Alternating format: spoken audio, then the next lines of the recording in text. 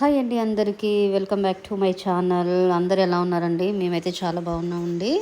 నా వీడియో చూసిన ప్రతి ఒక్కరికి ధన్యవాదాలండి. నన్ను నమ్మి నన్ను సబ్స్క్రైబ్ చేసిన ప్రతి ఒక్కరికి పేరు పేరున ధన్యవాదాలండి. మేము వచ్చేసి కంచికి వెళ్ళామండి. కంచిలో కామాక్షి అమ్మవారి టెంపుల్ తర్వాత నెక్స్ట్ చూడబోయే టెంపుల్ వచ్చేసి వరదరాజస్వామి టెంపుల్ అండి. చాలా బాగుంటుందండి. ఇది వరదరాజ పెరమాళ్ళ ఆలయం అని కూడా పిలుస్తారండి. ఈ వరదరాజ పెరమాళ్ళ ఆలయము ఇది భారతదేశంలో తమిళనాడు రాష్ట్రంలోని కాంచీపురం అనే నగరంలో ఉందండి. ఈ ఆలయంలో విష్ణువు దేవుడు ఉంటాడండి. హిందూ దేవాలయాల్లో ఇది కూడా ఒక పెద్ద దేవాలయం అండి. చాలా బాగుంటుందన్నమాట. చాలా బాగుంటుందండి ఈ ఆలయం మాత్రం. ఇది వచ్చేసి కంచి కామాక్షి అమ్మవారి టెంపుల్ నుంచి 3 కిలోమీటర్స్ దూరంలో ఉంటుందండి.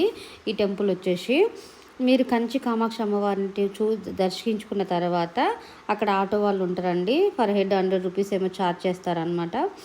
మీరు మాట్లాడుకొని ఆటోలోకి వచ్చేయండి. మీరు ఇంకా షాపింగ్ చేయాలనుకున్న వాళ్ళు ఇక్కడ కంచిపట్టు చీరలన్నీ చాలా దొరుకుతాయండి. అంటే చాలా షాప్స్ ఉన్నాయన్నమాట.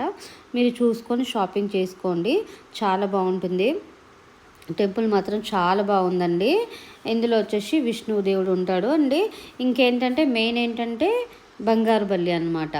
బంగారు బల్లి ఉండేది ఈ టెంపుల్లోనే అండి. మన కామాక్షి అమ్మవారి టెంపుల్లో ఉండదు. ఈ వరదరాజస్వామి టెంపుల్లోనే ఉంటుందండి. ఇది కాంచీపురం తమిళనాడులో ఉందన్నమాట. ఎవరైనా వెళ్ళాలనుకున్న వాళ్ళు ఎలా వెళ్ళాలి, ఏంటి, ఎక్కడ ఉండాలి అనేది మాత్రం చాలామంది యూట్యూబర్స్ చెప్పి ఉంటారు కదండి. చూడండి, వాళ్ళ వీడియోస్ కూడా చూసి మీ రూమ్స్ ఎక్కడ ఉంటాయి అనేది చూడండి. మేమైతే కార్లో వెళ్ళాం కాబట్టి దాని డీటెయిల్స్ ఏం చెప్పనండి. అంటే నాకు తెలియదు కాబట్టి నేను చెప్పలేను అనమాట. చూడండి, చాలా బాగుందండి టెంపుల్ మాత్రం. మీరు కూడా తప్పకుండా ఒకసారైనా వెళ్ళాలనుకున్న వాళ్ళు వెళ్ళి చూసేసి రండి.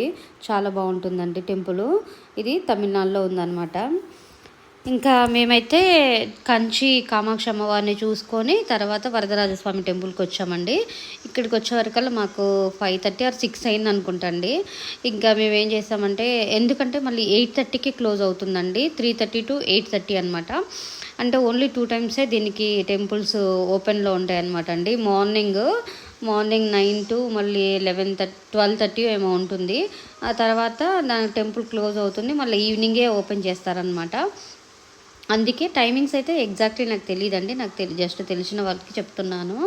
అందుకే మీరు చూసుకొని వెళ్ళుకోండి. ఇంకా లేట్ అయిపోతుంది కాబట్టి మీరు షాపింగ్ అలా ఏం పెట్టుకోకుండా ముందు దర్శనం అయిపోయిన తర్వాత మీరు షాపింగ్ లాంటిది ఏమన్నా చేసుకోండి. చాలా బాగుంటుందండి. టెంపుల్ మాత్రం చాలా అందంగా ఉంది. ఇంకా అసలు ఈ తమిళనాడులో ప్రతి ఒక్క టెంపుల్ ఒకే రకంగా ఉన్నాయండి. నాకు అనిపించింది అంటే దాని గోపురము అంతా సేమ్ యాస్టీజ్గా ఉన్నాయండి. చాలా బాగుందండి టెంపుల్ అయితే. ఇంకా ఇక్కడ వచ్చేసి బంగారు బల్లి ఇంకా లోపలికి ఉంటుందండి. బంగారు బల్లి లోపల ఉంటుంది కాబట్టి అక్కడ వీడియో తీయొద్దు అని చెప్పారు కాబట్టి నేను వీడియో తీయలేకపోయానండి. ఇంకా ఫోను మనం మిగతా అన్నీ మనం క్యారీ చేసుకోవచ్చు అండి. ఏమనరు. మనం చేతిలోనే పట్టుకొని వెళ్ళిపోవచ్చు. ఎక్కడ పెట్టుకోవడానికి అలా ఏం అవసరం లేదు. మన ఫోన్ మళ్ళీ చేతిలో పెట్టుకొని వెళ్ళొచ్చు. మనం తీసుకోవాలంటే తీసుకోవచ్చు, కానీ అక్కడ తీయొద్దు అన్నాక మనం తీస్తే అది తప్పు కదండి. అందుకే నేను వీడియో తీయలేదన్నమాట. చాలా బాగుందండి. ఇది విష్ణు దేవాలయం అనమాట. ఇందులో విష్ణువు కొలువై ఉన్నాడు. చాలా చాలా అందమైన ప్లేస్ అండి. చాలా బాగుంటుంది. ఈ కామాక్షి అమ్మవారి ఆలయం ఎంత ప్రసిద్ధి చెందిందో కంచిలో, అలాగే ఈ వరదరాజస్వామి టెంపుల్ కూడా అంతే ప్రసిద్ధి చెందిందండి.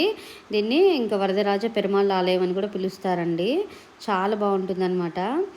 నేనైతే ఇంకా నైట్ అయిపోయింది కాబట్టి లేట్ అయిపోద్ది అనేసి మేము డైరెక్ట్ దర్శనానికి వెళ్ళిపోయామండి. నాకైతే చాలా బాగా నచ్చిందండి. కంచి కామాక్షి అమ్మవారి దగ్గర టెంపుల్ దగ్గర పార్కింగ్ అయితే ఉండదండి. కానీ ఈ పెరుమాళ స్వామి ఆలయం దగ్గర మాత్రం పార్కింగ్ ప్లేస్ ఉందండి. కార్ పార్కింగ్ అయినా బైక్ పార్కింగ్ అయినా చాలా ప్లేస్ ఉందండి. టెంపుల్ బ్యాక్ సైడ్ అనమాట. టెంపుల్ బ్యాక్ సైడ్ చాలా ప్లేస్ ఉందండి. మీరు చూసుకొని కార్లన్నీ పార్కింగ్ చేసుకోవచ్చు. చాలా విశాలంగా ఉంది. ఇబ్బంది ఏం పడాల్సిన అవసరం లేదండి. చాలా బాగుంటుంది అనమాట. ఇంకా బంగారు బల్లి లోపలికి వెళ్ళి మేము దర్శనం కంప్లీట్ చేసుకొని బయటకు వచ్చామండి. అక్కడ వీడియో తీయొద్దు అనేసి బోర్డు పెట్టారనమాట. అందువల్ల నేను వీడియో తీయలేదండి. ఇది దర్శనం అంతా అయిపోయి వచ్చిన తర్వాత ఇంకా మిగతా వాళ్ళు టైం అయిపోయింది కాబట్టి ఇంకా చాలా కొద్ది మందిని మాత్రం అలో చేశారనమాట అండి. అప్పటికి నేను బయటకు వచ్చేసానికి 8 అవుతుంది. ఇంకొక అర్ధ గంటలో క్లోజ్ చేస్తారు కదా, అందువల్ల ఇంకా అప్పటికి క్లోజ్ అయ్యే టైం కాబట్టి కొద్ది మందిని అలో చేస్తున్నారండి టెంపుల్లోకి. ఇంకా టెంపుల్ మాత్రం చాలా బాగుందండి. లోపల బంగారు బల్లి కూడా చాలా పెద్దగా ఉందన్నమాట.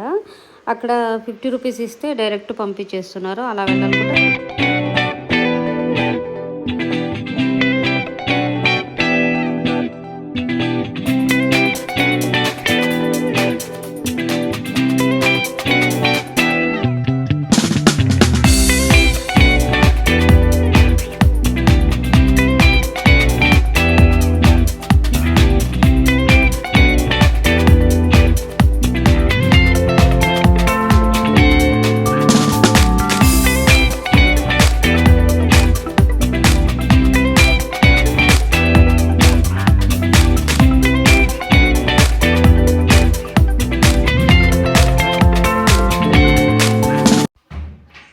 చూసారుగా ఫ్రెండ్స్ నా వీడియోని చూసారుగా. పూజారులు అందరూ ఇంకా పూజలు చేసి టైం అయిపోయింది, ఇలా ఖాళీ కూర్చొని ముచ్చట్లు పెట్టుకుంటున్నారండి.